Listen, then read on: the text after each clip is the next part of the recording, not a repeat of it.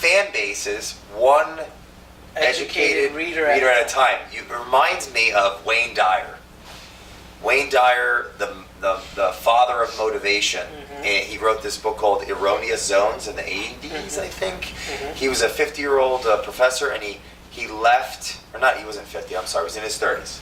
But he left his teaching, packed all his books in his car with his kids, and drove across the country. Wow. And basically went on radio shows, talked about his book, and then sold it on consignment to the bookstores after, because people would call in the bookstore. Right. Because he was like, yeah, you could find it at this nearest bookstore. So you just said that with the heart of the deal, in the way that you said, I want to educate one reader at a time. That's right. So what is your strategy? How are you going to touch everyone? Well, obviously through platforms like social media, but I'm not afraid to roll up my sleeves and go and visit towns and visit stores and visit people and do speaking engagements like we're doing now. It's amazing, because what you said sparked that for me to think of him, because Wayne Dyer ended up being the father of motivation doing that. Right. 41 plus books, but it all started with him not being afraid to go out and meet people.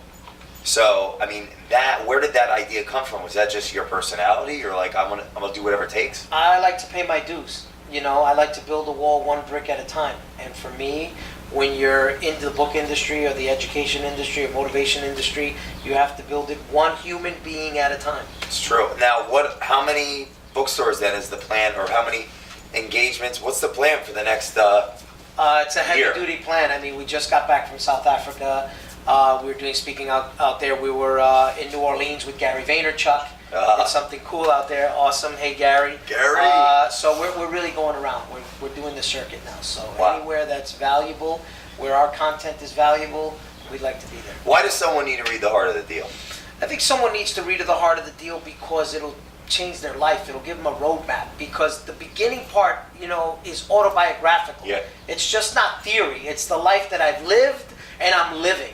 So you can not only read the book, but I'm still alive and I'm still going places in my career. So you can actually follow my blueprint day after day after day. So you can see it's kind of like frozen in time where I left off. Yeah. And so this book is not old, man. It just came out less than a year ago. No, and I think you're going to live at least 140.